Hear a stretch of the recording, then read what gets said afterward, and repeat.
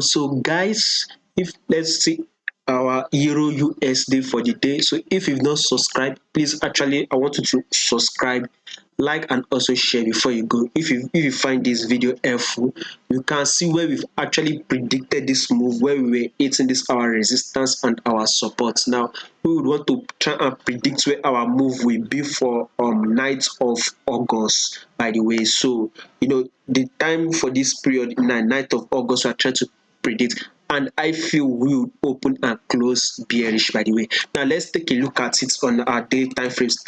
Starting with our daily time frame, we can see this is our resistance level, this is our support, and we can see that our price has actually been ranging within this our resistance and support, right?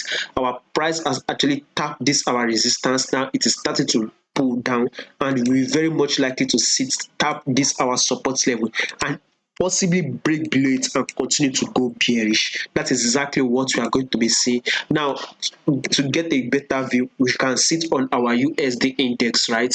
Our USD index actually reacted to this area, also reacted there, serving as our support and resistance area. And we saw a breakout which came back to retest our breakout area, and it pushes up. So when it breaks below, we can see that our price now comes here to tap this our lows, which is our support level. We can also see our price also tap here our support level. We can see it here where our price bounce up, and now we are starting to have this uptrend move. We can see it higher highs, we can see another higher lows, we can see another higher highs, and now we can gotten another higher lows, whereby our price has actually tapped this our key level here, right? We can see the key level here. What are we expecting next is a bullish move next. Exactly what we are expecting is, if possibly can break below it, and if not, then we might see the bullish move to this area and see a drop. But let's see how our price will play out.